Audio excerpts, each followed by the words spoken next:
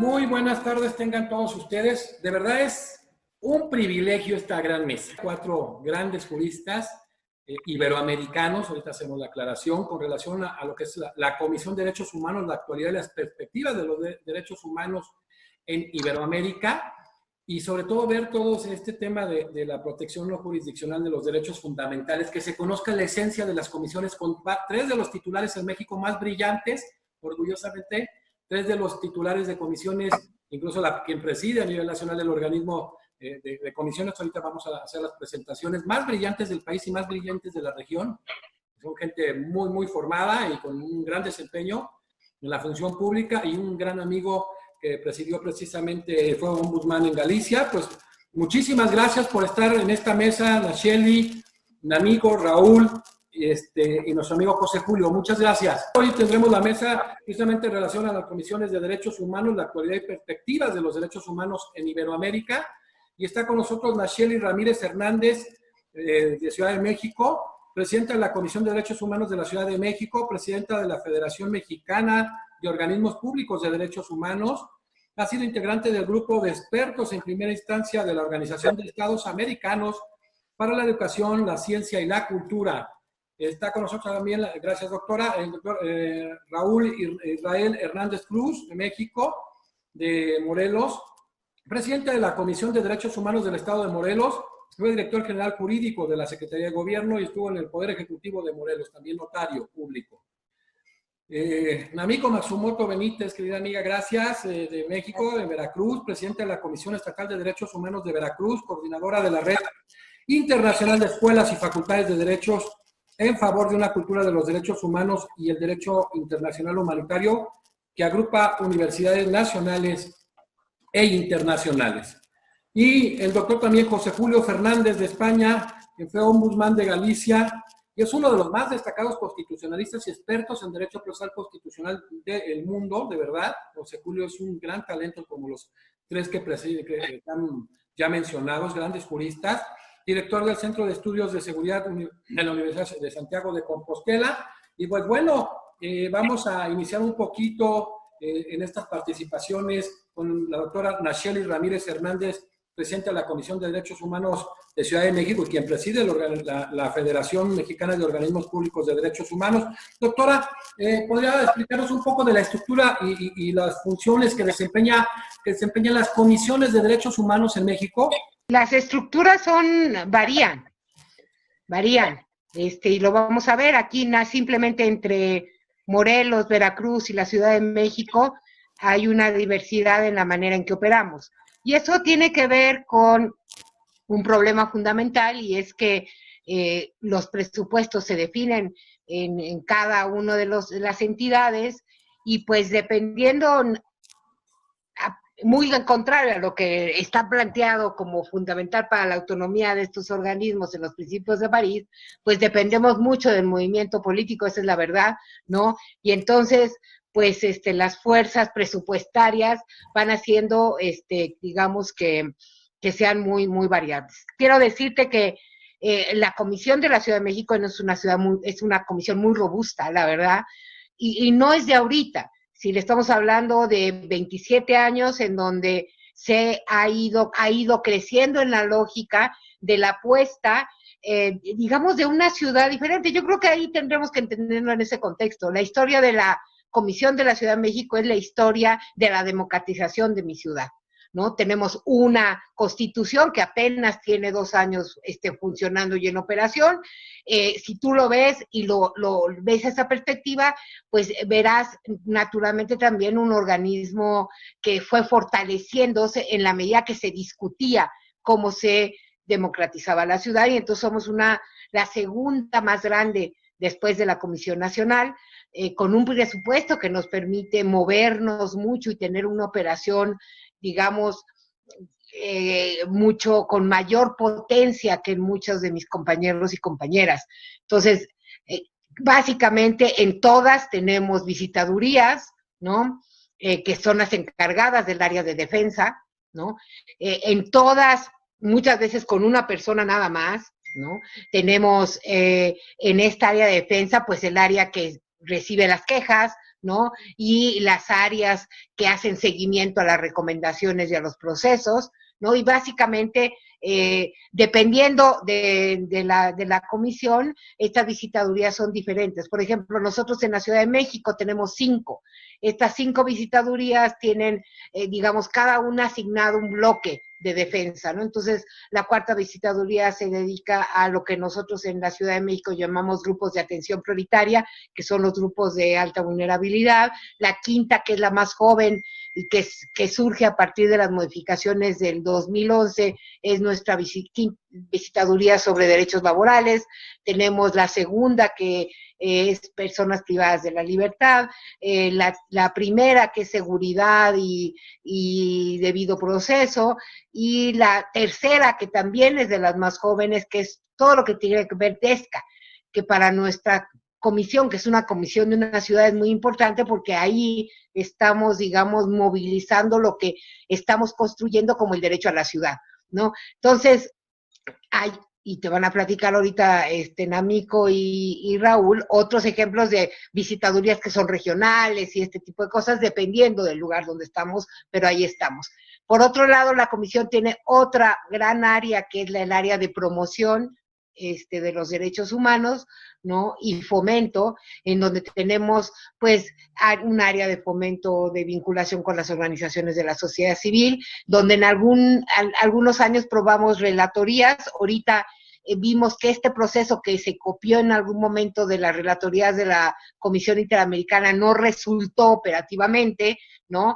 Y cambiamos ahorita por agendas, ¿no? De todos modos, haciendo la suerte de vínculos, sobre todo con organizaciones de la sociedad civil. Recordemos que la ciudad también es una ciudad que se mueve mucho con las grandes organizaciones, las más importantes del país en términos de incidencia, por ejemplo, ¿no? Y entonces tenemos mucho vínculo igual con las organizaciones de la sociedad civil. Tenemos un área de educación, tenemos un área de investigación, tenemos un área que hace vinculación internacional, tenemos nuestra dirección jurídica. Aquí Christopher, que nos está acompañando, es parte de esta dirección jurídica, que trabaja mucho, por ejemplo, algo que también es muy importante para las comisiones a partir de las últimas modificaciones, y tiene que ver nuestra capacidad para interponer acciones de inconstitucionalidad, y esta otra vía, y es en esa área donde se hacen. Entonces, como verás, es una comisión muy estructurada, con alrededor de, cuando estamos, ahora sí que con vacas, imagínate, somos 700, ¿no? Y como te digo, pues fuertes, somos una comisión fuerte, como deberían de ser todas.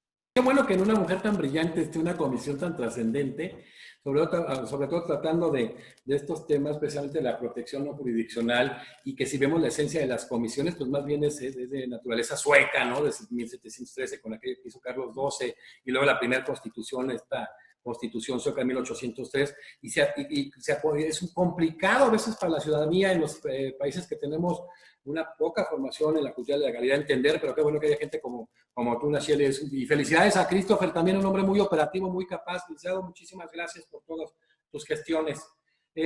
Pues ahora está con nosotros la doctora Namiko Matsumoto Benítez, que ella preside la Comisión de Derechos Humanos de Veracruz. Namiko, pues ya adelantaron un poco en relación a este tema estructural, cómo varía, ¿no? Las necesidades y la naturaleza, e incluso como nos dijo muy atinadamente y de una manera muy ilustrativa Nacheli, pues cómo hubo algunas recomendaciones, pero que se tuvieron que hacer las adaptaciones estructurales de acuerdo a las necesidades reales que se tienen en un organismo autónomo tan importante, y sobre todo con esta constitución que se dio en su momento, esta nueva constitución en Ciudad de México. Namiko, ¿qué nos puedes decir tú en el caso de Veracruz de la estructura y las funciones específicas de la comisión? Muchas gracias por la invitación, Jesús, de verdad. Muy agradecida, y por supuesto para mí es un honor compartir este panel con personas tan destacadas en materia de derechos humanos, así que te aprecio mucho que me hayas considerado. Y después decir que estoy absolutamente de acuerdo con lo que señaló Nash, ¿no? Que todas las comisiones quisiéramos tener el presupuesto de la comisión de la Ciudad de México, particularmente cuando te corresponde ejercer una función tan delicada en estados que tienen, digamos, problemas estructurales, pero además de gran impacto. Y sí, efectivamente, también tiene mucho que ver esto con la, digamos, con la voluntad política, ¿no? Finalmente, los presupuestos los definen a través de los congresos.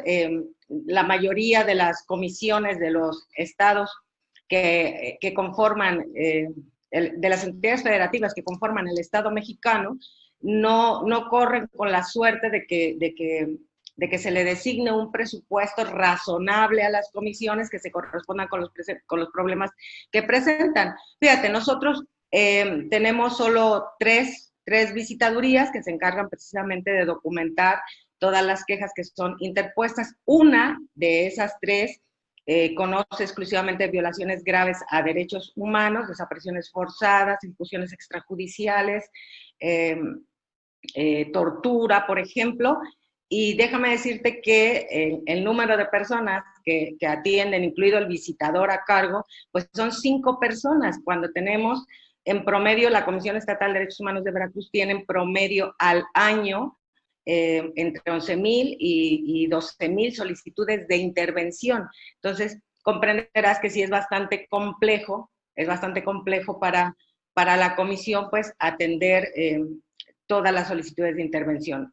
Sin embargo, yo creo que cuando no existe el suficiente recurso económico a través del presupuesto que nos es asignado, pues tienes que echar mano de otro tipo de posibilidades, como por ejemplo, nosotros hemos generado ciertos mecanismos de atención que nos permite darle respuesta a todas las solicitudes de intervención sin que necesariamente cada una de estas constituya una queja. Y lo hacemos, por ejemplo, a través de gestorías. Muchas de las peticiones que eventualmente pudieran constituir una queja, siempre que no se trate, por supuesto, de violaciones graves, a veces se le da respuesta al peticionario a través de una gestión, porque finalmente cuando una persona viene a una comisión de derechos humanos, en realidad lo que busca es que se le solucione el problema, más allá de que exista un reconocimiento a través de una recomendación de que efectivamente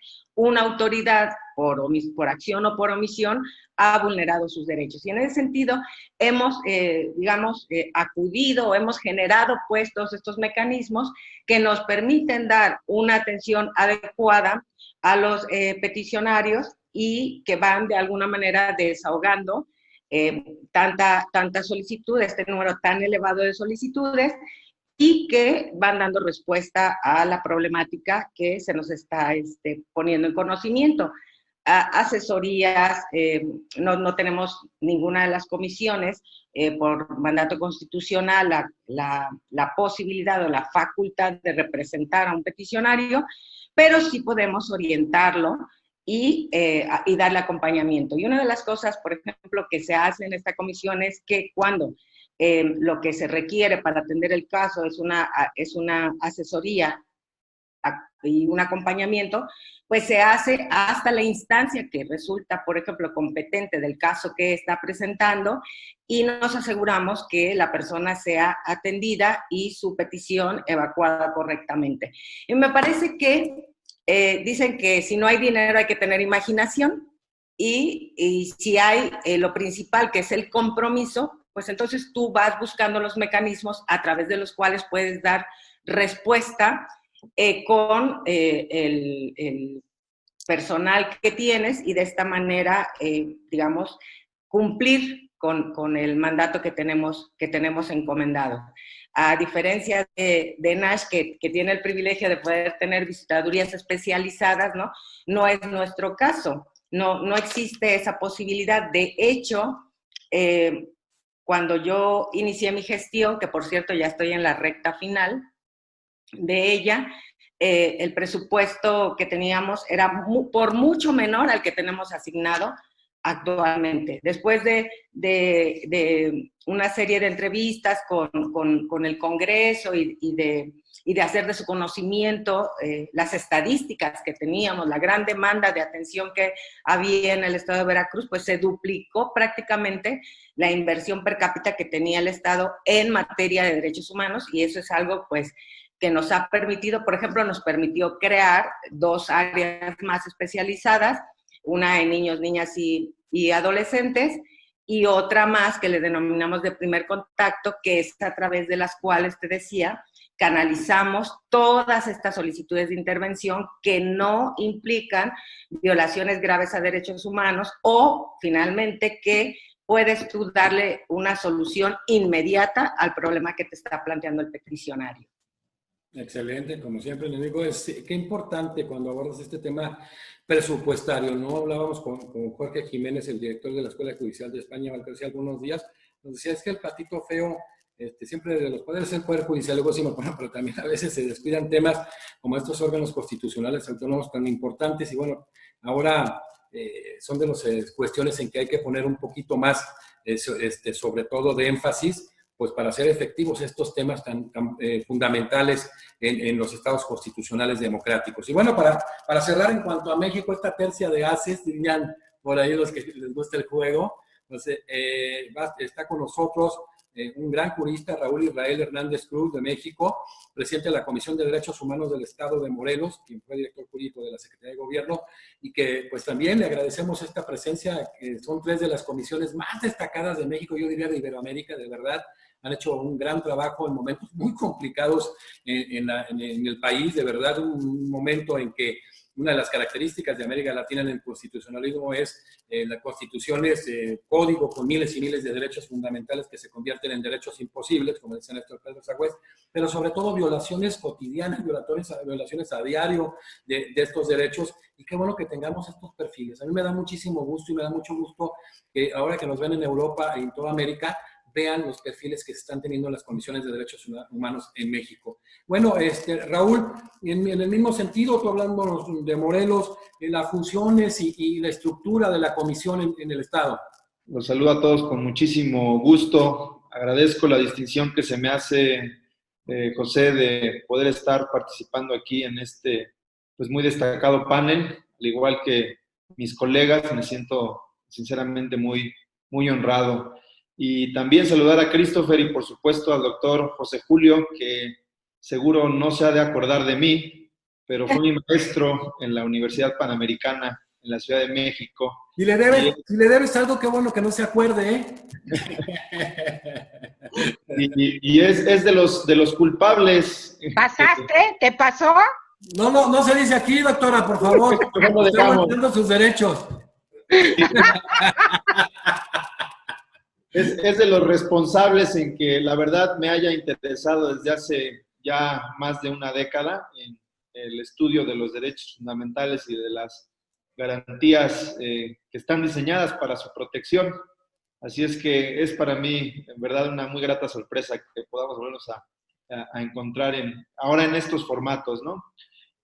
Para poder hacer comentarios en relación a la pregunta que se me formula y para no reiterar lo que ya mis colegas están exponiendo, yo quisiera, si me lo permiten, partir de la naturaleza de las comisiones de derechos humanos, esa naturaleza como garantía institucional para la protección de derechos fundamentales desde, digamos, la perspectiva no jurisdiccional. Sin duda, comparto con Amico y con Nacheli que tenemos realidades muy distintas a lo largo y ancho del país en todas las comisiones. La de Morelos, en lo que tiene que ver con el tema presupuestal, es la que más castigada está y que más dificultades tiene sentido, pero Amico dijo algo muy importante.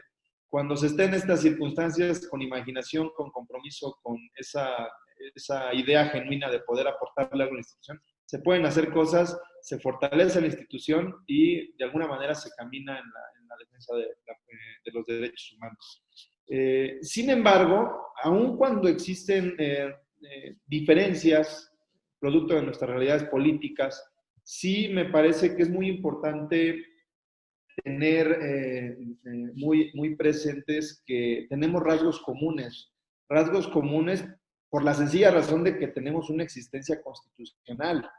Tenemos esa naturaleza de órgano constitucional autónomo que nos hace independientes de los poderes a los que vigilamos en su despliegue administrativo principalmente, independientemente de la famosa división clásica del poder en el Ejecutivo, el Legislativo y Judicial, sino también en los demás órganos que de alguna manera pues ejercen o tienen a su cargo tareas que inciden muchas veces en el ámbito de los derechos fundamentales. Tenemos personalidad jurídica propia, un patrimonio propio, expedimos nuestra propia reglamentación en función de la ley que nos asigna competencias y decir que antes de poder continuar en la manera en que operamos, al igual que en todas las comisiones del país, yo quisiera hacer nada más una reflexión en torno a este tema de la autonomía presupuestal, la autonomía financiera, porque en efecto es algo que en México a las comisiones de derechos humanos nos tiene pues en situaciones muy complicadas, ¿no? Y tiene que ver con que, por ejemplo, en Morelos la constitución local prevé otros órganos constitucionales autónomos. Por ejemplo, la Fiscalía del Estado tiene también rango constitucional, es autónoma. Por supuesto, el Poder Judicial pues tiene esa autonomía ya desde siempre. Pero las menciono porque en la Constitución local se les garantiza un porcentaje del presupuesto y esto protege la autonomía de la institución para sustraerla justamente a lo que mencionan Amico y Nacheli, de esa, digamos, zona de negociación política o de presiones que son ajenas a las finalidades de una institución como la nuestra, ¿no? Entonces, lo menciono porque existe un claro supuesto de exclusión arbitraria de beneficio, porque teniendo las mismas características, nosotros como Comisión de Derechos Humanos, al igual que en el caso de la Fiscalía, por ejemplo, no se nos asigna este beneficio, se nos excluye y por tanto tiene una condición desde mi punto de vista de inconstitucionalidad.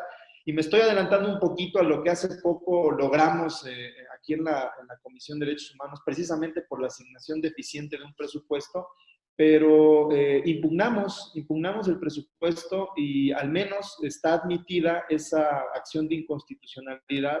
Y digo que al menos porque el criterio de la Corte Mexicana ha sido en el sentido de que los presupuestos no son combatibles a través de esta vía, porque no se consideran normas generales para efectos de la procedencia de la acción de inconstitucionalidad.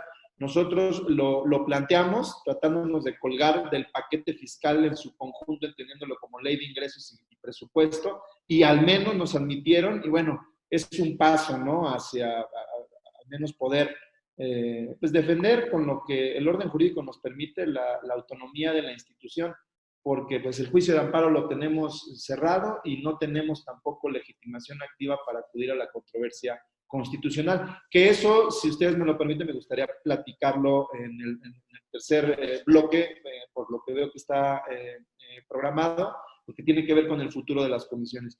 Y ya nada más para complementar lo que Amico y Nacheli ya refirieron, yo distinguiría digamos, las tareas, las funciones que hacemos en las comisiones en tres.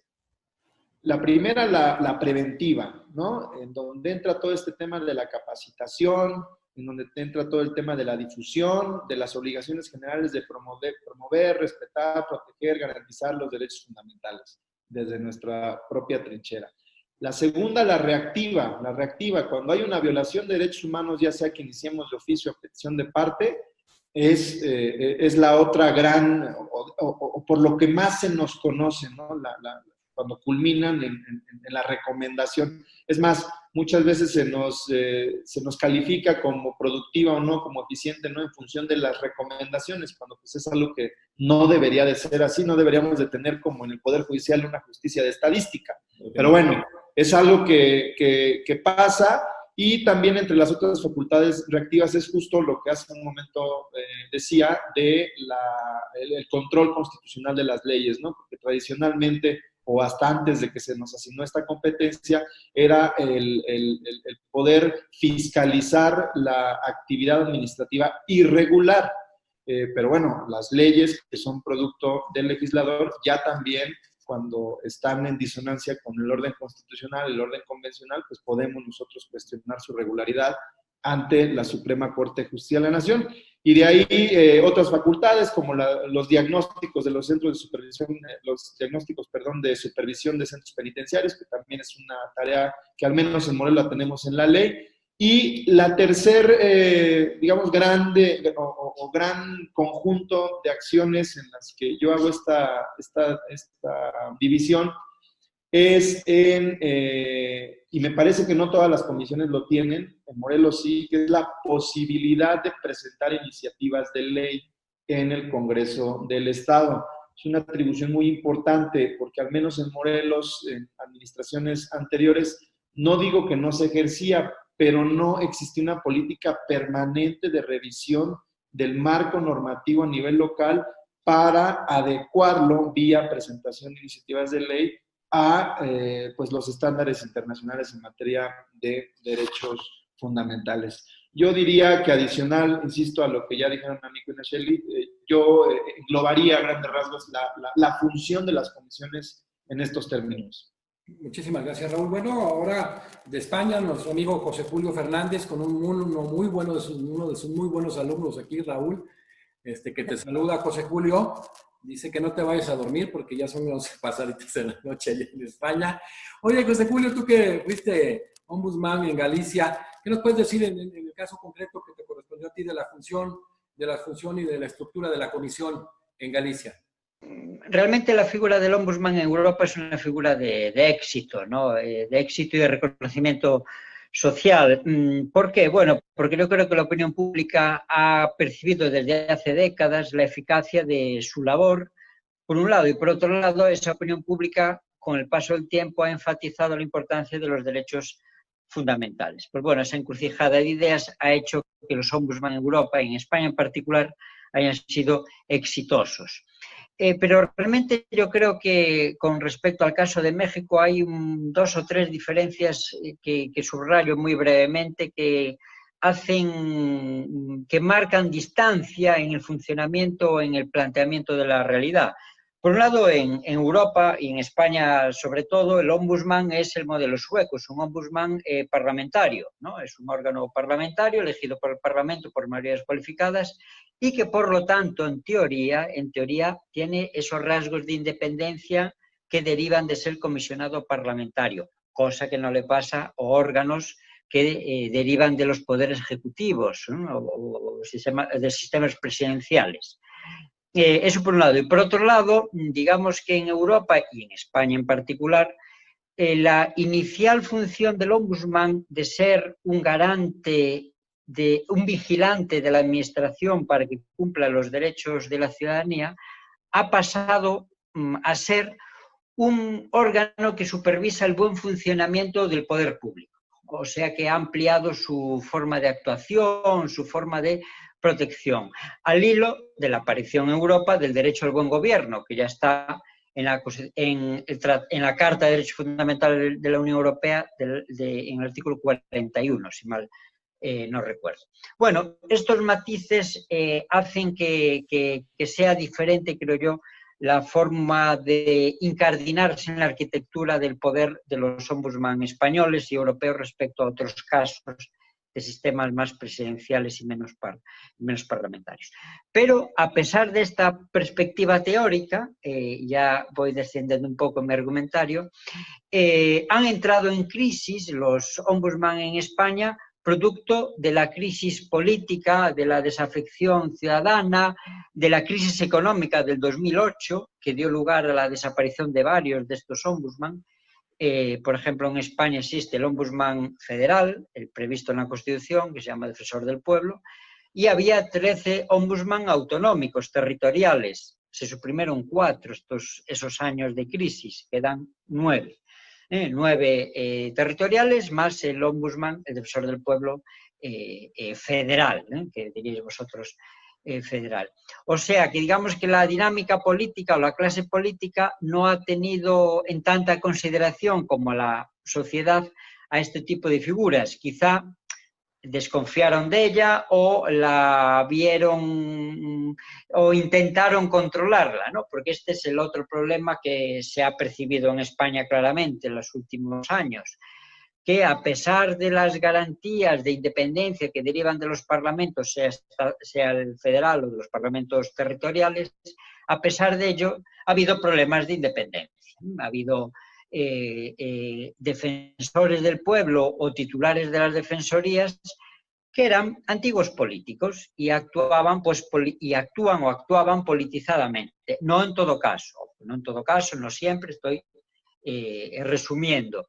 Y eso pues ha desprestigiado realmente la figura de algunos de estos ombudsman, ¿no? Los que no actuaron con independencia, movidos pues por sus compromisos partidistas, producto de la mala praxis en su designación. Esto es un problema relevante que tiene difícil solución si no cambia la cultura de la clase política, claro está. Y al hilo de eso, los presupuestos que sirven al ombudsman en España, pues bajaron moderadamente, eso es verdad, como bajaron otros presupuestos también de otros órganos públicos a raíz de la crisis económica del 2008, ¿no? O sea que el dinero bajó, pero no más ni menos que los presupuestos públicos de entidades locales o del Estado, o de ministerios o de los órganos judiciales. O sea que ahí no hay una actuación especialmente, una realidad especialmente negativa. En fin, después comentaré más cosas de futuro, ¿no? En la estructura, eso sí, la estructura del ombudsman en España o de mi órgano, el Valedor do Pobo, que es el ombudsman de Galicia, pues eso sí es bastante similar a las comisiones pues, mexicanas, ¿no? Hay un staff directivo, son órganos aquí más bien unipersonales, por ese origen parlamentario, pero asesorado de unos adjuntos, que es el staff directivo, un segundo nivel, que son los letrados, los asesores jurídicos que gestionan las competencias, las quejas o las medidas de investigación, y un tercer nivel administrativo que gestiona el registro o las notificaciones o las comunicaciones. A partir de ahí la estructura es típica y tópica en este tipo de órganos por materias. Hay una división, un apartado, un área de educación, una de sanidad, una de tecnología, una de menores, es decir, bueno, ahí no hay grandes novedades. Lo que sí percibo, también como, y acabo esta primera intervención, lo que sí percibo un poco diferente es la centralidad de las funciones en España, en el caso de mi experiencia, han sido siempre las quejas de la ciudadanía, ¿no? Las reclamaciones, lo reactivo que decía Israel, ¿no? Lo reactivo, que han sido muchas y miles, han sido miles, ¿no? Sobre todo derivadas de esa crisis económica del 2008 en el ámbito social, tanto las defensorías autonómicas territoriales como la central han crecido mucho sus quejas, ¿no? Y la tramitación.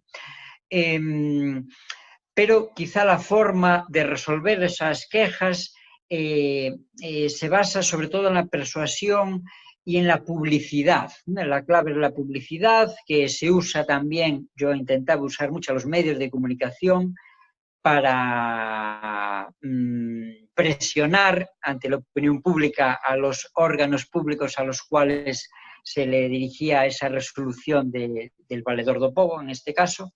O sea, se buscaban estrategias, digamos, en el ámbito de la comunicación social para presionar la validez o la eficacia de las resoluciones adoptadas, ¿no? Esto es una característica que yo aproveché en este entorno europeo donde la prensa quizás sea más ágil. Bueno, esto es otro tipo de tema que no quería entrar. Bueno, en fin, una institución consolidada, pero políticamente no bien tratada en estos últimos años, quizá por su propia eficacia de control del poder, y el poder no quiere ser controlado, claro está. Gracias. Muchísimas gracias, como siempre, José Julio. Pues qué bueno que haces Importante aclaración, porque dentro de lo que señalaba don Héctor Fix, muy amigo también común de los que estamos, pues el tema de aplicar la defensa social de la Constitución y del Estado de Derecho, el tema de la opinión pública. Y aquí viene la siguiente pregunta, Nacheli. Aquí hay algo muy interesante en cuanto a la forma de protección de los derechos humanos a través de las comisiones como organismo no jurisdiccional. Y se está dando, por ejemplo, en México existe una sala constitucional y existe un juicio precisamente de protección de derechos humanos, para la protección de derechos humanos, donde las recomendaciones que no son cumplidas se llevan por esa vía y de alguna manera se judicializan. Yo quiero precisar que aquí se requiere mucho, ya lo habían dicho los 4 grandes expositores, el tema de generar una cultura de la legalidad, el generar el respeto de las normas y el manejo coactivo, porque mañana se puede dar lo que sucede en los tribunales constitucionales y las Cortes Supremas, el choque de trenes entre la justicia ordinaria y las resoluciones de las comisiones. Y en el caso, Nacheli, en esta forma de protección de derechos humanos, ¿qué consideraciones tienes? Hay que como separar. Por un lado, lo que pasa es que se está confundiendo la judicialización del sistema no jurisdiccional. Creo que esa es una discusión que tenemos, que ahorita la retomaré. Pero lo que tú estás planteando no necesariamente es, digamos, no le da fortaleza al sistema jurisdiccional. Al contrario, de parte de lo que nosotros estamos viviendo localmente ahora, ¿no? Nuestra Constitución plantea varias cosas interesantes. Lo primero es que nosotros tenemos ya instalado aquí en la ciudad una sala constitucional. Es decir, nosotros vamos a poder, dependiendo de la materia que tengamos, acudir a uno o acudir a la Suprema. O sea, tenemos ya 2 vías, ¿no? Tenemos además, digamos, lo que se va a empezar a instalar a partir de este año, que son los juzgados de tutela, que van a depender del sistema jurisdiccional y que van a estar es decir, la intención es, estos juzgados copian un poco el modelo ecuatoriano, ¿no? En su momento, ¿no? Y básicamente es cómo resuelves de manera más cercana a la gente cuestiones que tengan que ver con violación a derechos humanos. Por decirte esto, son 2 figuras que están en el sistema jurisdiccional, que yo creo que fortalecen el sistema no jurisdiccional, no al contrario. El problema que veo, ¿no? Naturalmente es un camino largo que recorrer. Nosotros ahorita estamos a discusión de quienes van a estar a cargo de las primeras salas, juzgados de tutela de derechos, de exactamente qué nos toca a nosotros y qué les toca a ellos, para que exactamente no haya un choque de trenes, ¿no? Y luego reventemos el sistema jurisdiccional, porque puede suceder eso, como yo decía, si tú vas a recibir la cantidad de quejas que yo recibo, estás como, pero te van a rebasar, mano. O sea, si crees que tus juzgados de lo familiar te tienen acá, no sabes lo que va a hacer eso, desde que no me ponen el agua, hermano, ¿no? Entonces, desde que ahí tengo el bache, así es, ¿no? Entonces, básicamente, estaría reventando los estaría reventando antes hasta de que funcionen, ¿no? Pero, ¿no? También es cierto que tampoco puedes poner tan en jaque a la administración, porque imagínate si judicializas, no sé, ahora le pones la toma y judicializas todo. Entonces vas a reventar todos los sistemas, ¿no? De servicios, de salud, de educación, cualquier cantidad de cosas. Entonces tenemos que tener muchísimo cuidado de cómo vamos haciendo este engranaje, que para México es muy novedoso, súper novedoso.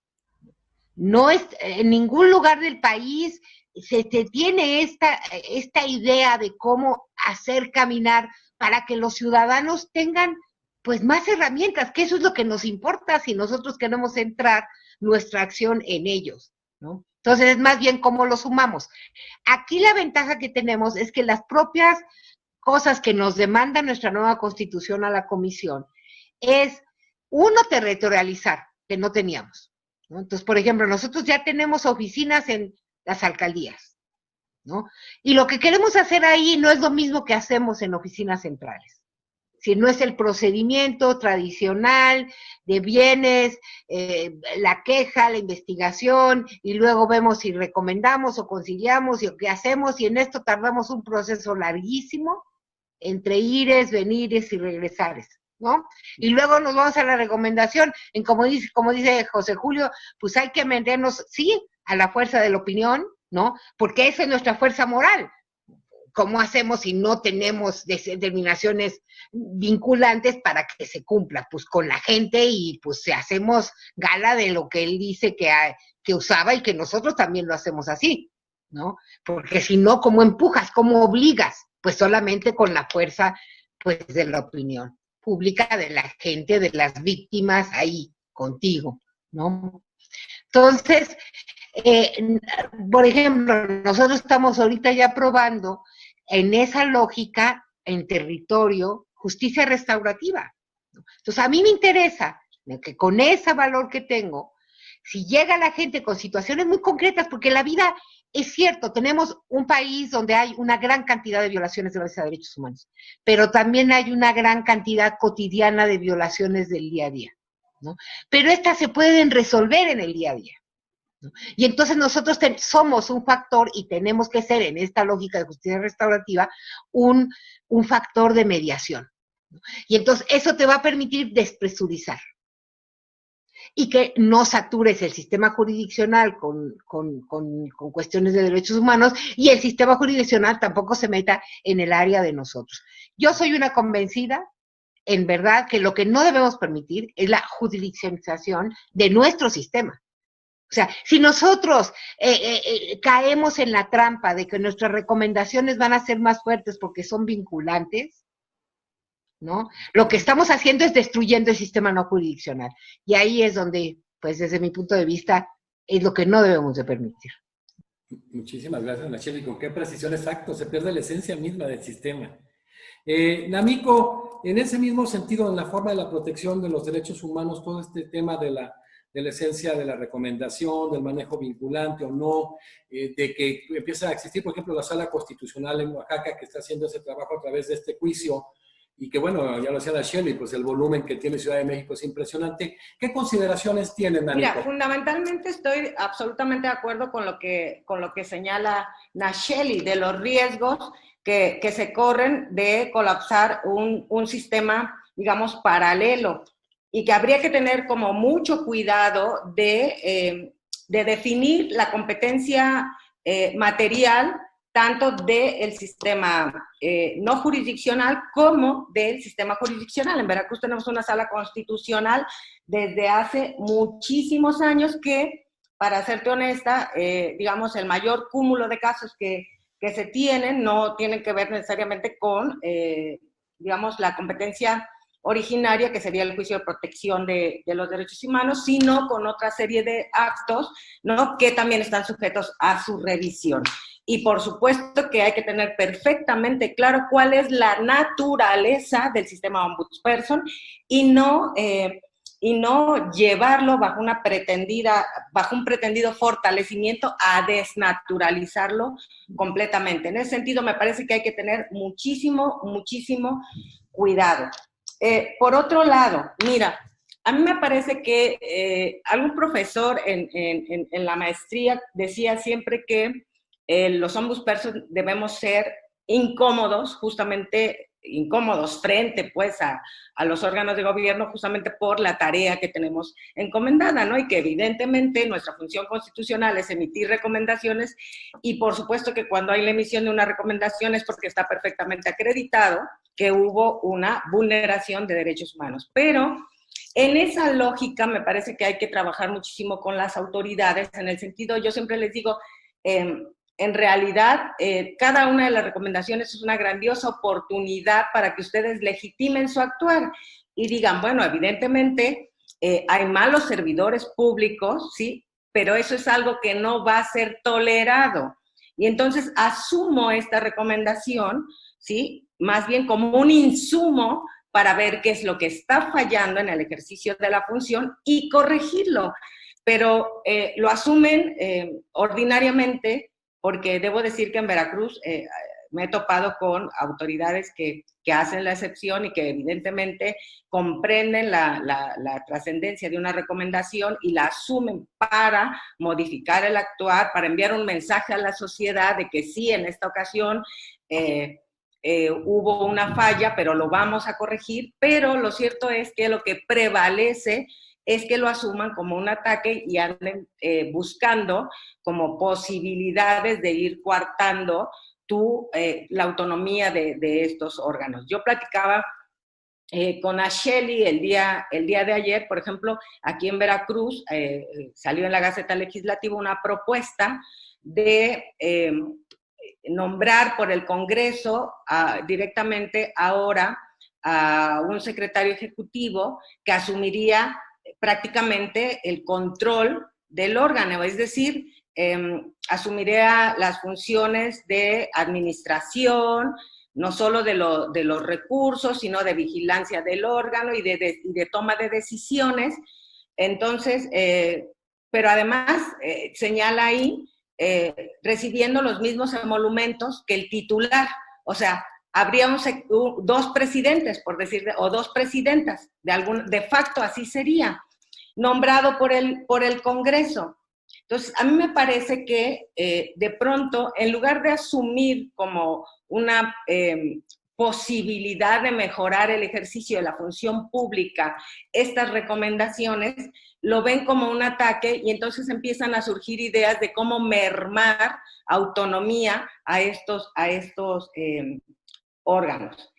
Y sí, una de las vías tradicionales de mermar de alguna manera la autonomía tenía que ver con lo que iniciamos esta charla y que señalaba muy bien Ash, y que tiene que ver con los presupuestos, ¿no? Era una de las vías, pero me sorprende la capacidad que tenemos de ir generando o de que se vayan generando otras posibilidades, ¿no? De ir mermando o de querer ir incidiendo, pues, o debilitando la autonomía de estos órganos, porque perciben justamente a las comisiones de derechos humanos, digo, no voy a generalizar, pero así es en la mayoría de los casos, no digo que todos, pero es en la mayoría de los casos, como si fuésemos enemigos, cuando en realidad puede haber una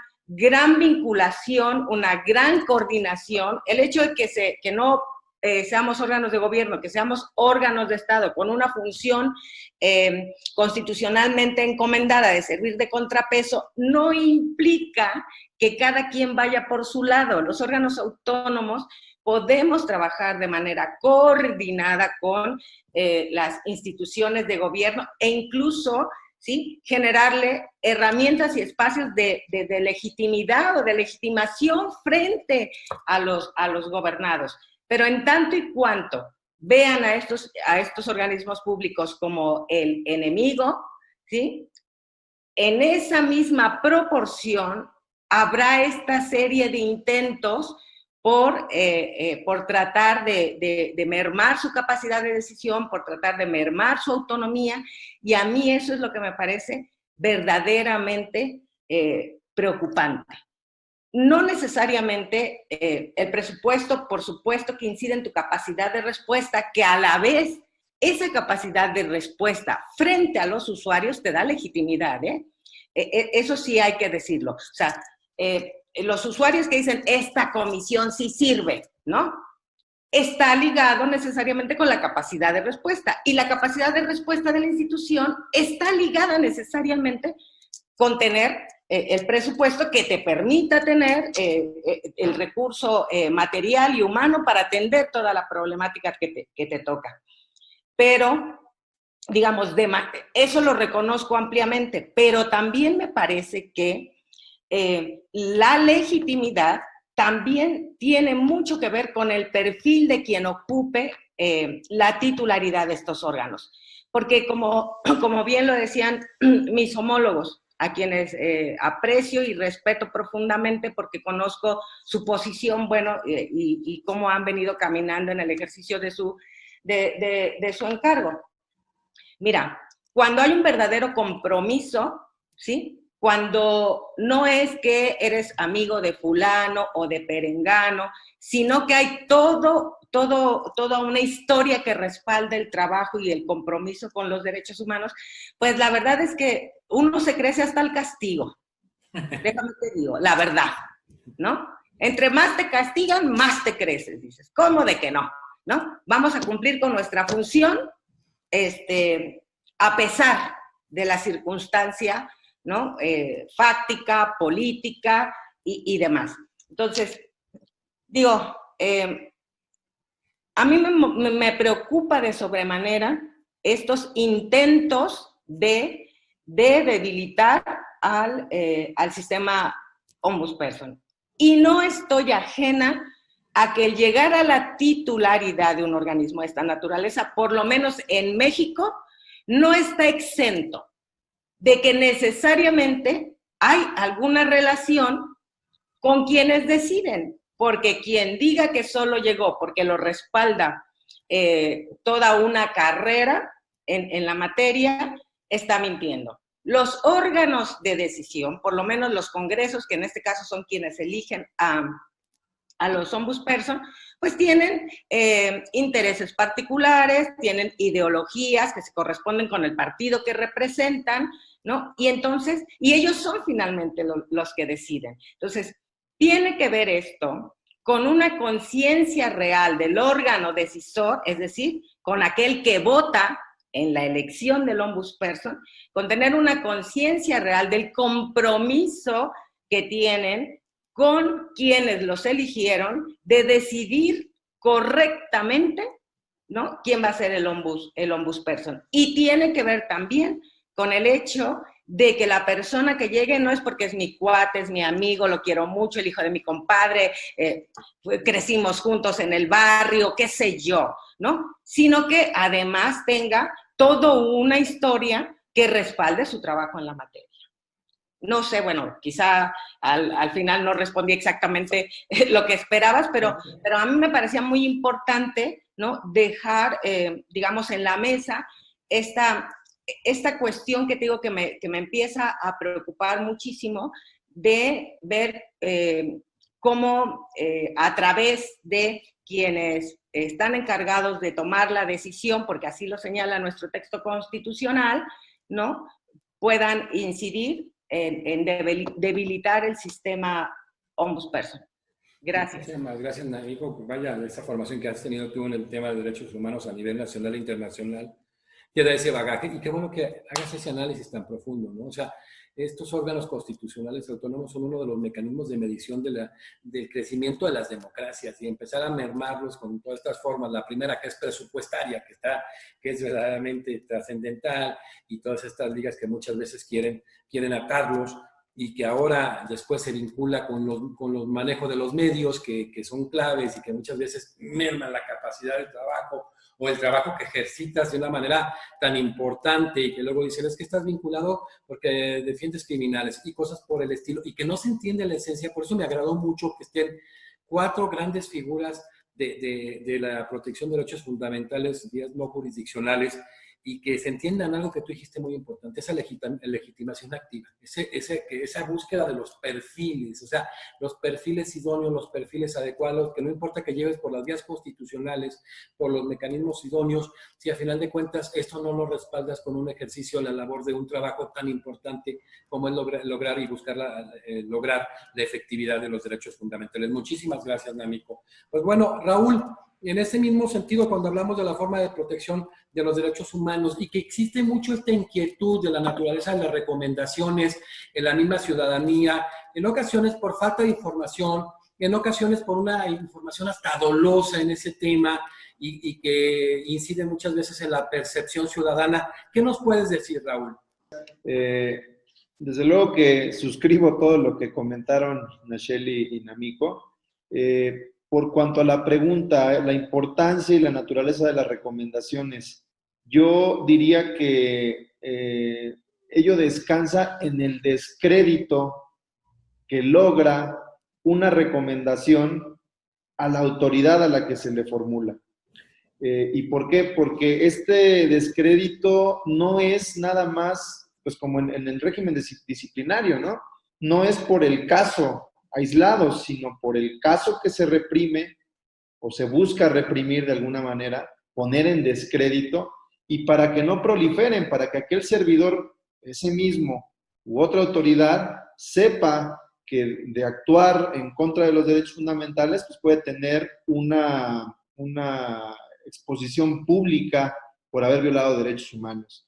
Y en ese sentido, nosotros comentar algo que nos ha ayudado mucho a este, digamos, respeto que le pueden tener a la comisión, tiene que ver con que en algunas recomendaciones imprimimos como uno de los puntos que se haga una disculpa, pero no una disculpa nada más en los medios de comunicación, no nada más en los medios tradicionales de comunicación, sean impresos o no, sino que además en las propias redes sociales de la institución se tenga el deber de difundir esa disculpa por un periodo prolongado. Eso es algo que les duele muchísimo, por ese descrédito que se logra con una recomendación, porque normalmente lo que difunde una institución es todo lo bueno que hace, ¿no? Entonces, cuando les imponemos esta carga y la estamos monitoreando, es la verdad algo que nos ha servido muchísimo para robustecer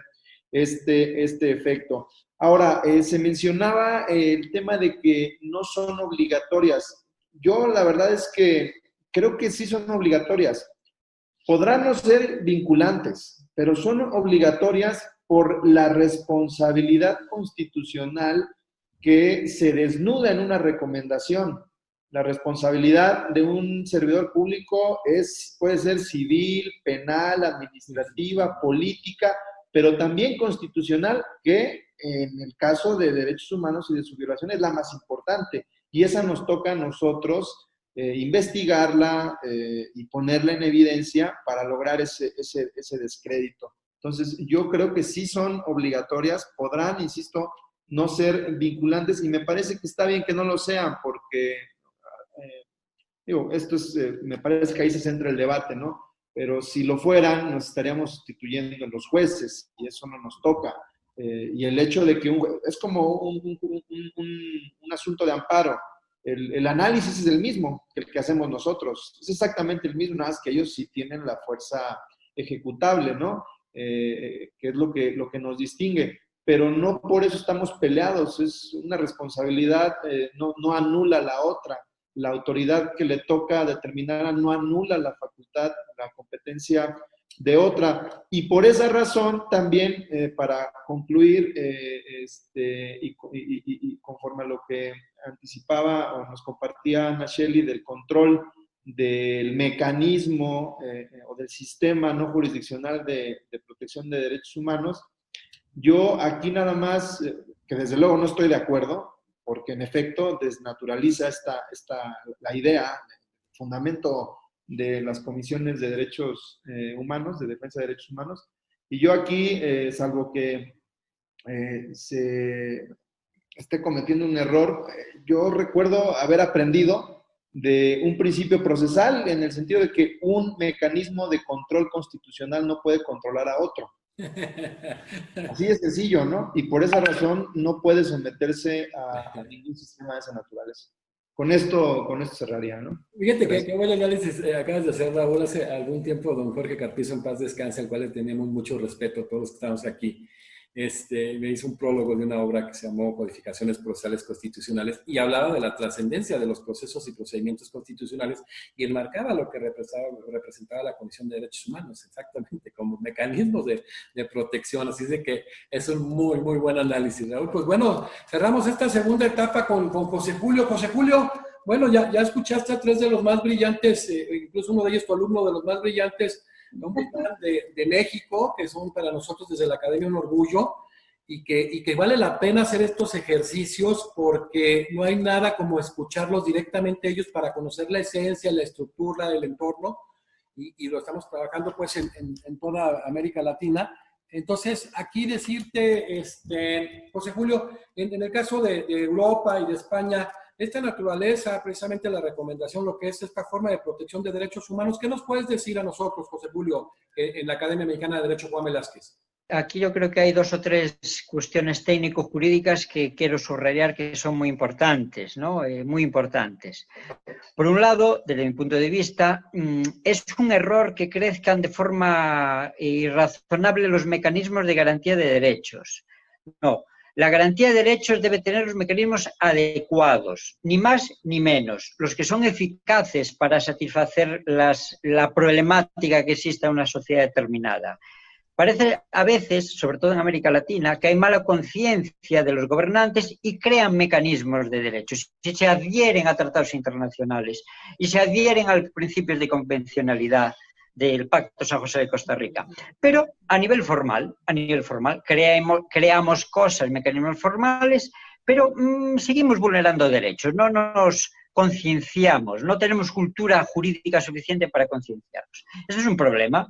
Crecen los mecanismos de garantía, son ineficaces, gasta dinero público y hay pues desafección ciudadana. La ciudadanía no cree en la capacidad del sistema para protegerles, como se ve en varios países de América Latina, donde hay revueltas sociales porque el sistema no es eficaz. O sea, es preocupante lo que decía Ramírez de esos tribunales que aparecen en Ciudad de México, parece, ¿no? Que no se sabe imitando a qué país de derecho comparado, Ecuador posiblemente, y qué función tendrán solapando otras funciones ya existentes. Bueno, mala conciencia posiblemente de los gobernantes. Por lo tanto, yo creo que el tema de garantías de derechos humanos es una cuestión técnico-jurídica, de dogmática jurídica. Buscar en los operadores jurídicos de esa sociedad cuáles son los mecanismos eficaces. Si no son eficaces, sustituirlos, pero no añadir unos nuevos, generando desafección ciudadana ante la ineficacia de los mecanismos. Segunda idea muy importante, la naturaleza jurídica. El ombudsman es una cosa y el juez es otra, y debe ser otra. No pueden confundirse, si no, sobra uno, sobra el ombudsman, porque la función ya la harían los jueces, ¿no? La jurisdicción. No, en esta mesa no digas eso, por favor, que sobra el ombudsman. Esto es un tema que viene del derecho romano, hace 2000 años. Hay unos órganos de auctoritas, que funcionan con la fuerza de la argumentación, de la persuasión, y unos órganos de potestas, que son los jueces, que funcionan por la imposición. Entonces, no pueden confundirse esa naturaleza jurídica. El ombudsman no debe querer imponer sus decisiones, sino sugerirlas, argumentarlas, persuadir.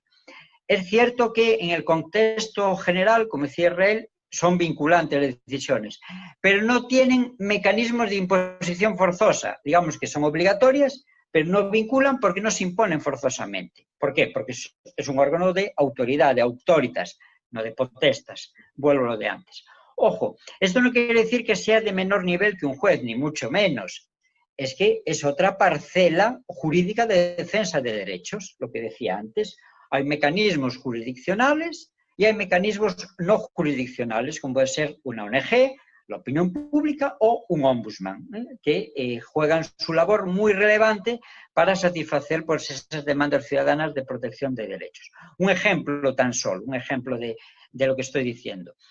A nivel internacional, en España, por ejemplo, que está adherida al Convenio de Naciones Unidas de protección frente a la tortura y tratos o penas crueles, inhumanos o degradantes, el mecanismo de protección internacional que hay en España para evitar la tortura, lo que se llama el Mecanismo Nacional de Prevención de Tortura, está dentro del defensor del pueblo español, ¿no? del federal.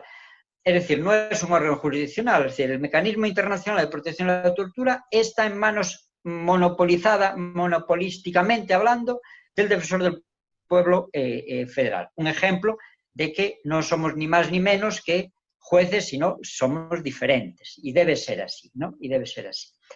En todo caso, como decía creo que Namiko, la cultura política, si mejorara, ayudaría a no ver al ombudsman como un enemigo. El ombudsman no es enemigo, sino que es un órgano que ayuda a mejorar la buena administración, que ayuda a mejorar el desempeño público, que ayuda al poder a ser mejor poder, a ser mejor responsable público, ¿no? Entonces, eso tiene mucho que ver con la cultura ciudadana, con la educación cívica, con la educación de las clases dirigentes, un problema de envergadura, porque el populismo, la manipulación de la opinión pública, pues impide ver esta realidad tan evidente. En todo caso, lo que hay que buscar permanentemente es una legitimidad de ejercicio. De origen no nos sirve, ¿no? No nos sirve. Tenemos que buscar legitimidad de ejercicio, con el compromiso ciudadano y con el compromiso con los derechos humanos, como estabais diciendo, con el respeto de la ciudadanía, con el dinamismo. El ombudsman tiene que imbuirse de un modelo de gestión en movimiento, con protocolos de actuación accesibles, ágiles, eficientes.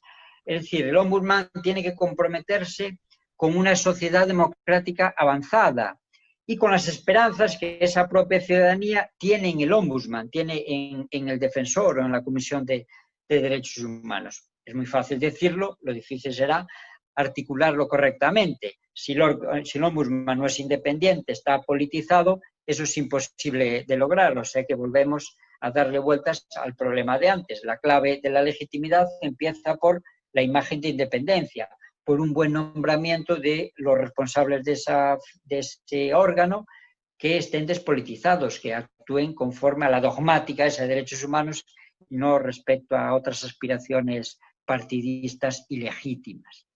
Estas eran las ideas. Gracias. Muchísimas gracias, José Julio. Falta una participación.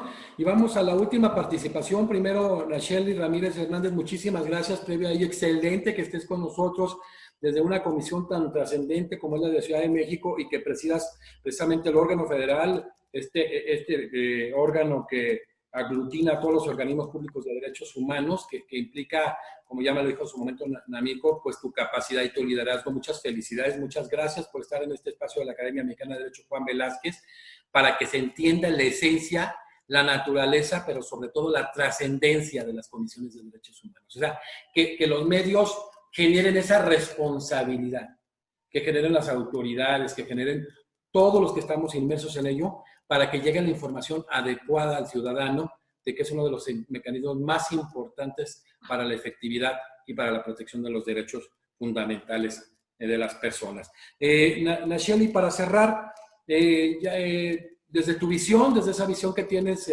con la comisión, la segunda más importante, yo diría que de América, no de México, de América Latina, el volumen, la estructura que tienes, las quejas, todo lo que debes de atender. Imagínate nada más en Ciudad de México con esta reforma que tiene 2 años, esta nueva Constitución de Ciudad de México. ¿Cuál es la trascendencia desde tu visión, la importancia de la comisión y cuál es el futuro que tiene la comisión, las comisiones de derechos humanos en México y en la región? Bueno, yo creo que todos, Namiko, Israel, José Julio, tú mismo han señalado durante el conversatorio cuáles son los elementos que hacen trascendentes el sistema no jurisdiccional de defensa de derechos humanos, ¿no?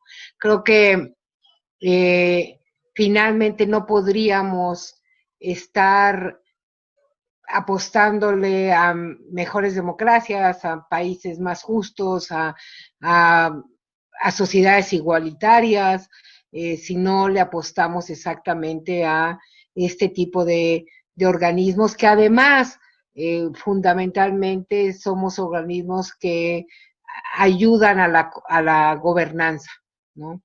Ya también lo decían todos los que Namiko y ustedes tres,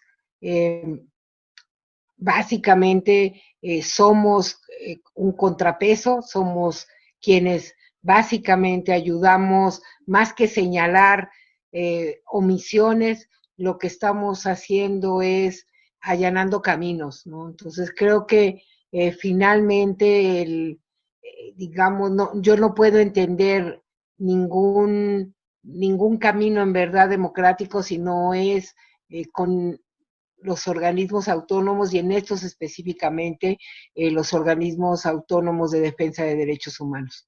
Creo que eso es fundamental. ¿Para dónde vamos? A ver, creo que tenemos varios retos y creo que es importante aquí detenerse a también hacer una evaluación. Es el momento también de hacer evaluaciones internas. Creo, tú lo decías muy al inicio, no lo hemos tocado aquí, ¿no? Es estas evaluaciones en donde todavía domina una percepción de a quienes defendemos, ¿no? Todavía domina una percepción en donde tenemos mucho que avanzar en cuanto a qué son los derechos humanos, a qué son y para qué nos dedicamos las comisiones en este caso y en otros países las defensorías, básicamente todo lo que tiene que ver el sistema no jurisdiccional. Y creo que finalmente, sin despegarnos de los principios del París como principios, ¿no?, que son los que nos dan vida, también es cierto que han pasado ya 3 décadas. 3 décadas, un cambio de siglo, y hoy además creo que cada vez más, ¿no? Esta época que nos ha tocado vivir también ya lo teníamos presente, pero creo que ahora lo tenemos cada vez más urgente, y es que también tenemos que repensarnos, ¿no? Hay cosas en que hacíamos hace 30 años o que estaba planteado que se hicieran hace 25, que resultaron y que hoy tienen que moverse hacia otras rutas. Uno de ellos, por ejemplo, tiene que ver con las víctimas, ¿no? Anteriormente, y mucho en la lógica formal, ¿no?, se trabaja mucho también sobre procesos, sobre apuntalar cosas, no importando quién está alrededor, o apuntar las omisiones, y creo que cada vez, si queremos cambiar esta parte de la percepción, tenemos que poner al centro a la gente, ¿no? Y la gente tiene que ver mucho más cercana, mucho más claro, mucho más de la vida cotidiana, qué es esto de que son sujetos de derecho y qué es esto de que nosotros somos sus defensores, ¿no? Y creo que eso es parte, como en muchas otras cosas, pero sí parte de lo que tendremos que estar actualizándonos. Si nosotros también no vamos adecuándonos a las nuevas realidades, la verdad es que también no es nada más que somos incómodos, no es nada más que costamos, no es nada más que no se entienda, ¿no? Sino también que quizá no estamos, si no nos adecuamos, no vamos a poder responder a estas nuevas realidades, digamos, con la prontitud y la eficacia y eficiencia que requerimos hacerlo. Creo además hoy en estos tiempos, ahora sí que en estos tiempos de la pandemia, ¿no?, también nos han colocado la importancia que tenemos en relación a eso. Y todo lo que nos falta recorrer, nosotros como federación apuntalamos ante una serie de medidas que ante la tiranía sanitaria que hoy vivimos, están tomándose, ¿no? En términos de que no hiciéramos de la crisis de salud una crisis de derechos humanos, ¿no? Ya tenemos un bloque fuertísimo. La verdad es que el trabajo que vamos a tener, que estamos teniendo y que vamos a tener en el futuro inmediato es grandísimo. Tan grande como exactamente lo que es en esta crisis sanitaria ha emergido en términos de desigualdades, crisis sociales, inequidades, y también lo que se ve y que está ahí de todos modos hoy por hoy. Y es que les hacemos tantito así, y el germen autoritario y el pensar que hay un fin superior que permite entonces hacer cosas que violentan, que nos violentan como personas y como colectivos, son permisibles, ¿no? Y creo que ahí tenemos muchísimo que trabajar y muchísimo de cómo nos reinventamos, ¿no? Creo que enfrentamos situaciones difíciles como las van a enfrentar muchas de las instituciones modernas, ¿no? Pero también creo que es el momento exactamente de hacer colectivo, hacer grupo. Para nosotros la federación, el que Israel, Inamico y nuestra persona, y también con España, porque formamos parte de la FIO, la federación forma parte de la FIO, que es la Federación Iberoamericana de Ombudsperson, formamos parte también y trabajamos activamente que en instancias como la GOL, que es de unos personas locales, porque tenemos que hacer eso, y porque a pesar de que, como decía José Julio, hay diferencias, y nosotros mismos somos diversos, hay cosas que son constantes, y que lo que tenemos que hacer es cómo sumamos y cómo hacemos grupo y colectivo también para, para, para exactamente fortalecernos y para resistir los embates que ahí están, que son muy fáciles lo vimos en estos tiempos, cuando pensamos que no iba a ser así, pues ahí están, ¿no? Ahí está la espada, ¿no? Entonces, creo que nos renueva mucho, ¿no? Creo que finalmente nuestro futuro es el futuro igual del marco de derechos, de la visión de derechos y de las democracias modernas de este siglo XXI, y que pues ahí estaremos, este sistema no jurisdiccional con todos sus bemoles, tratando de renovarnos, y naturalmente somos parte fundamental de la gobernanza, somos parte fundamental de la democracia. Bueno, la verdad que qué gusto tenerte, Nacheli, en este espacio, y vamos a seguir de la mano en esta dialéctica cognitiva jurídica. Muchísimas gracias. Igual que se pondrán los equipos, a Christopher también muchísimas gracias por tus gestiones, por su trabajo. Y ahora, pues... Gracias, José Jesús. Muchísimas gracias por la invitación. Un privilegio. Y ahora tenemos a Mamiko Matsumoto Benítez, una gran amiga que tuvimos la oportunidad antes de conocernos hace muchos años en una mesa de la Comisión Interamericana de Derechos Humanos ahí en la Ibero Santa Fe, junto a Carlos Ayala Carao y otros amigos. Gracias, querida amiga, has tenido todo un bagaje en el Sistema Interamericano de Derechos Humanos, preparando para las competencias, siempre ahí muy metida. Me dio mucho gusto cuando supe que estabas inmersa en este tema. Y ahora que veo tres de los presidentes de las comisiones muy destacados del país, que se los presumo a mi querido José Julio, no por echarle ahí de que diga montón, pero ya veo tres fortalezas en este sistema no jurisdiccional de derechos humanos. Y bueno, amigo, lo mismo, ¿no?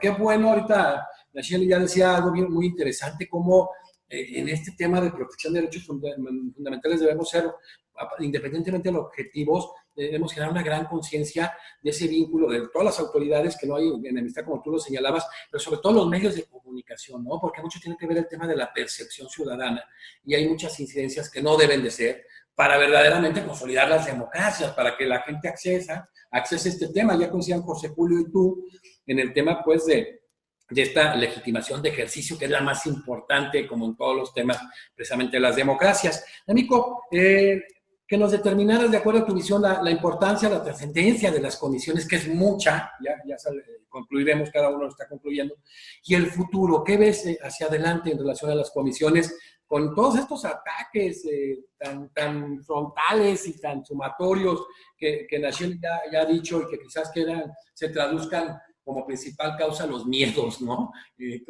¿Cómo ves en cuanto a esa perspectiva y la trascendencia de las comisiones? De la trascendencia de las comisiones tengo absoluta certeza. Es decir, de la trascendencia del trabajo que realizamos las comisiones, tengo una certeza absoluta. Me parece que cada una de nuestras recomendaciones implica recordarle precisamente a las entidades que hacen parte de los gobiernos el compromiso, la obligación, más que compromiso, la obligación que tienen de respetar y garantizar los derechos humanos. Y a mí me parece eso por sí mismo trascendente. Ahora, si bien la recomendación le recuerda a la autoridad esta obligación, a mí me parece que el lenguaje de las recomendaciones y de los derechos humanos en general, pues es el lenguaje de la democracia,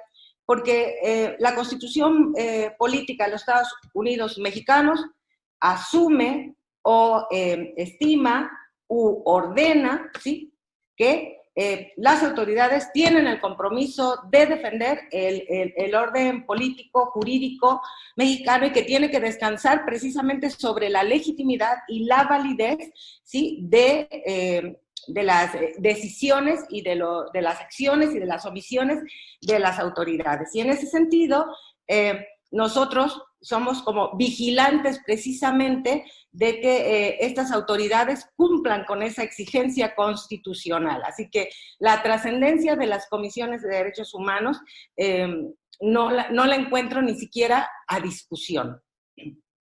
Lo que sí me preocupa es el futuro del sistema ombudsperson, el futuro de las comisiones de derechos humanos. En tanto se sucumba a estas tentaciones de intentar, bajo mecanismos que en principio pudieran considerarse legales, mermar la autonomía de decisiones, buscando justamente debilitarlas. Y por otro lado también esparciendo pues en el ánimo de la población que de por sí ya se siente frustrada por no tener garantizado un acceso a la justicia, ¿sí? Además, filtrar en el ánimo de la población que somos instituciones que defendemos delincuentes. Yo siempre digo, defendemos derechos humanos, ¿sí? No, aquí no vamos a calificar, ¿no? Porque el fundamento de los derechos humanos es la dignidad de las personas, en dignidad todos somos iguales y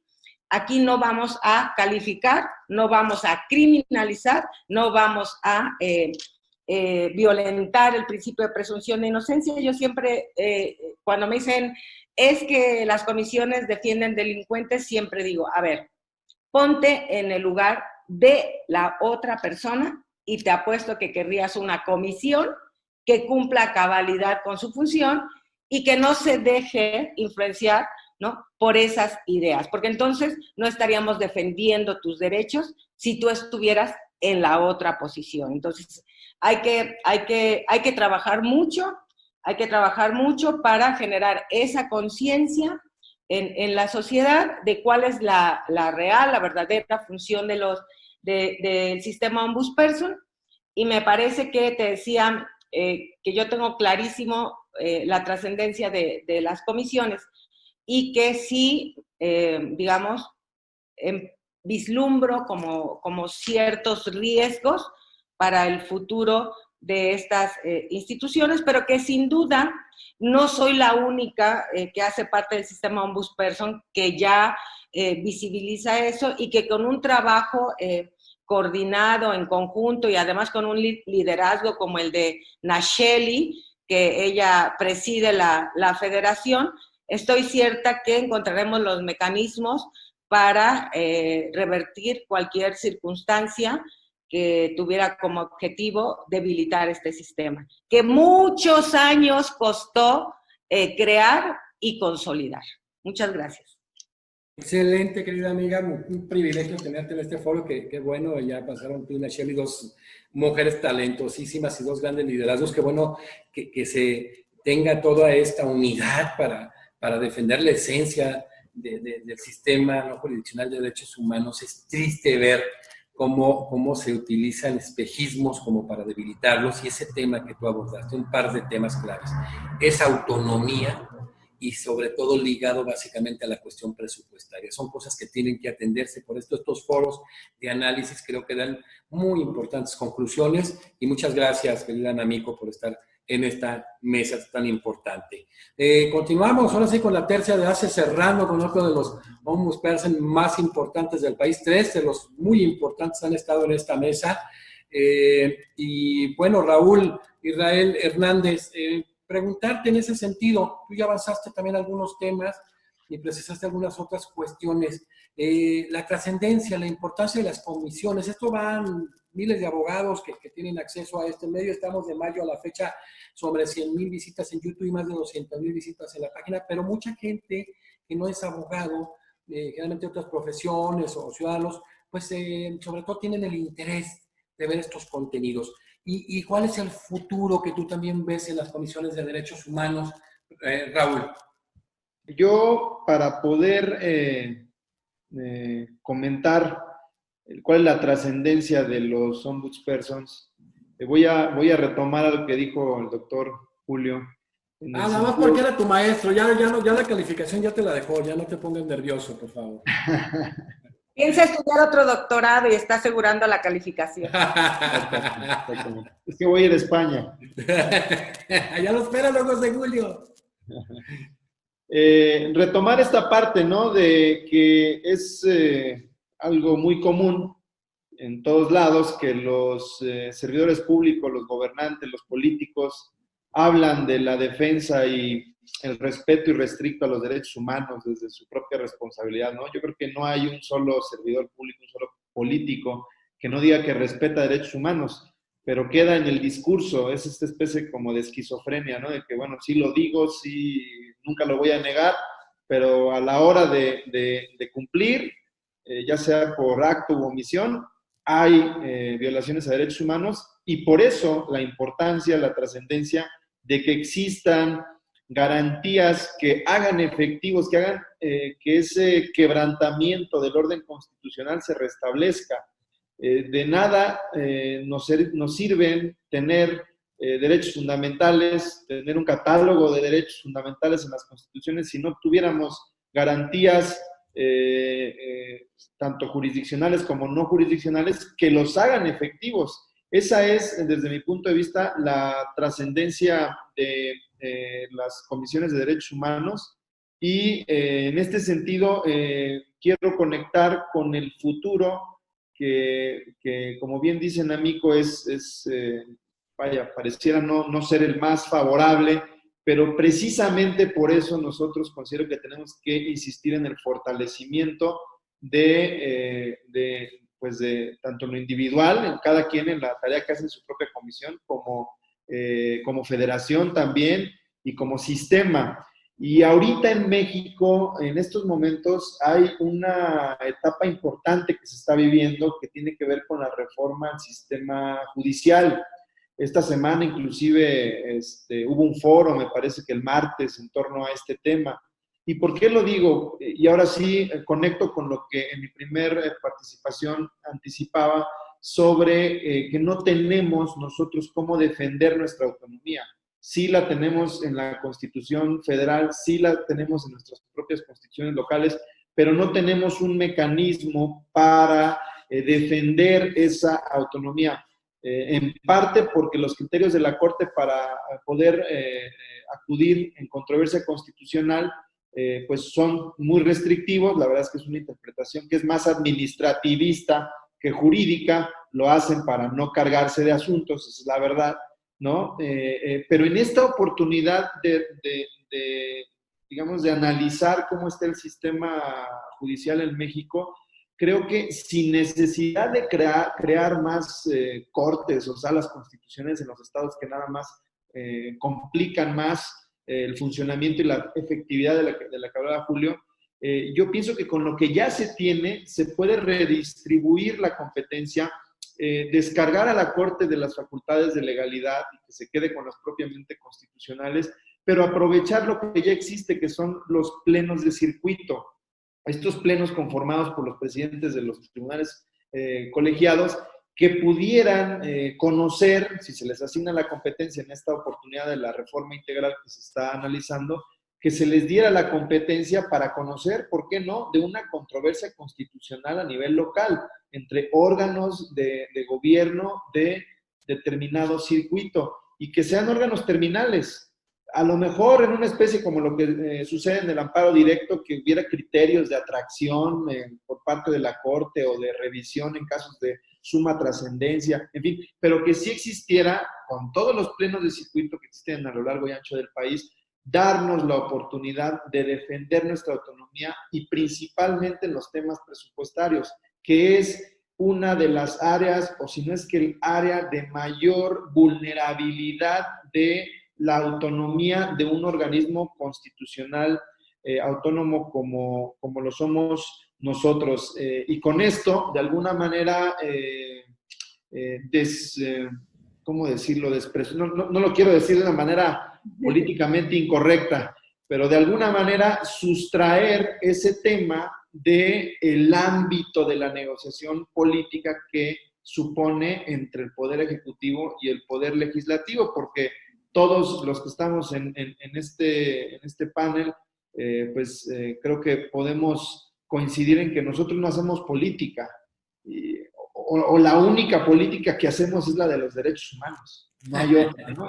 Entonces, en ese sentido, creo que el futuro o los esfuerzos, la coyuntura que hoy se vive, debe de hacer que se tomen en serio en estos trabajos legislativos a nivel federal para fortalecer a las comisiones, dándonos la oportunidad de defender en una vía judicial cuando existan invasiones competenciales en una controversia constitucional, que no es local ni federal, es la que está, pero con competencia asignada a los plenos de circuito, de manera que la Corte no se cargue en cosas que a lo mejor no tendrían que ser resueltas por ella, ¿no? Gracias, Raúl. Gracias. Gracias, reiterando el tema de la autonomía. Y decía Marcelo Figueiredo, uno de los grandes constitucionalistas brasileños y latinoamericanos que estuvo hace unos días en una de las mesas, pues como la división de poderes es un derecho ya fundamental, podríamos buscar manejar en el tema de la autonomía de las comisiones. Muchísimas gracias. Y cerramos con 5 o 6 minutos con mi querido amigo José Julio Fernández, en ese mismo sentido, la trascendencia de las comisiones que se ha vivido en Europa. José Julio, ¿y cuál es el futuro? Tú ya hablabas de algunas cuestiones de recortes. ¿Hacia dónde van las comisiones de derechos humanos en Europa y en España, José Julio? Realmente sintetizando, porque el tiempo es breve, yo soy un poco pesimista, sobre el futuro de los derechos fundamentales y de las ombudsman, ombudsperson, comisiones, sobre estos órganos de defensa de derechos. Yo creo que hay que actualizarse, hay que renovarse, hay que superar el siglo XX. Hay varias defensorías, por el trabajo que yo conozco comparado, que siguen en el siglo XX, no han entrado en el siglo XXI, y por lo tanto hay que hacer un esfuerzo de actualización prospectivo, de actualización pensando en mayor eficacia. 6 puntos, por ejemplo, en los que hay que transitar, creo yo, para avanzar hacia el futuro. 1. Hay que mantener dinámicos los criterios de decisión. ¿Por qué? Porque eso es la clave de la argumentación de un órgano de este tipo, ¿no? Antes lo dijimos, este tipo de órganos se basa en la fuerza de la argumentación, pues, por lo tanto, vamos a enfatizar la capacidad de esos criterios de decisión de las argumentaciones, cosa que a veces no se trabaja metodológicamente hablando. Segundo reto que hay que afrontar, mejorar la coordinación y cooperación, ¿no? Con diversos órganos que nos pueden ayudar entre nosotros mismos, a nivel internacional, en la FIO, es decir, hay escenarios adecuados para avanzar en esta coordinación o cooperación. 3. Hay que procurar mantener una regulación del ombudsman actualizada y moderna. Esto no depende del ombudsman, depende del cuerpo legislativo, pero habrá que hacer la presión correspondiente a la opinión pública para que las regulaciones antiguas pues se actualicen al siglo XXI. A veces, si las formas jurídicas no son adecuadas, pues no funciona bien el fondo de la protección, ¿no? 4. Hay que sofisticar los procedimientos internos de trabajo, con buenas prácticas que a veces no se dan.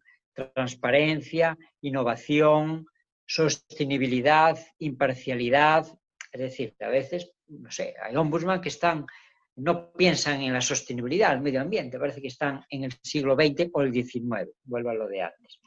Y quinto lugar, hay que afrontar de forma decidida el tema de la legitimidad, permanentemente.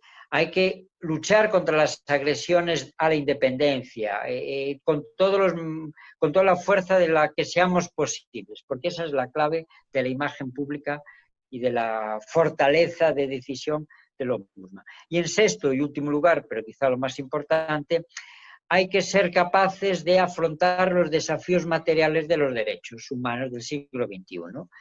El ámbito del mundo digital, los problemas de la intimidad, de redes sociales, ¿no? De manipulación de opinión pública, el ámbito del medio ambiente, los problemas de desastre ambiental a los que estamos sometidos estos últimos años, los problemas de inseguridad internacional, sea crimen organizado, sea terrorismo yihadista o internacional, que son temas que también afectan a víctimas, también es competencia del ombudsman, no solo es un tema jurisdiccional, Los temas de derechos sociales, vimos una crisis sanitaria ahora, antes económica, juntándose, que pues afectan a estos derechos sociales. ¿Seremos capaces de revitalizar, reactualizar también los derechos sociales? ¿O permanecerán en el limbo de lo deseable sin correspondencia práctica? Bueno, este es otro ámbito que tenemos que incidir. Los temas de género, de identidad sexual, de género, tienen que basarse en la voluntad de las personas, hay que eliminar la cultura homófoba o discriminatoria de la mujer. Esto es una cosa en el siglo XXI que permanece, curiosamente permanece, y hay que avanzar pues, en la inclusión de las minorías, en la inclusión de los excluidos, y en el fondo también hay que avanzar en lo que decía antes, en la buena administración, una nueva forma de ver la gobernanza pública, jurídicamente ya bien perfilada, que exige más al poder público, que no debe de trabajar para la ciudadanía, sino con la ciudadanía. Esto lo tiene que supervisar también el Ombudsman del siglo XXI. Bueno, ya veis, ni más ni menos, ¿no? El trabajo que nos queda por hacer. Y, como digo antes, soy moderadamente pesimista porque el entorno no es nada favorable ante semejantes riesgos. Pero bueno, espero que con el entusiasmo que he visto en esta mesa y con el entusiasmo de muchos amigos y amigas, pues podamos afrontar estos desafíos con éxito y ofrezcamos a nuestros descendientes una sociedad mejor. Gracias.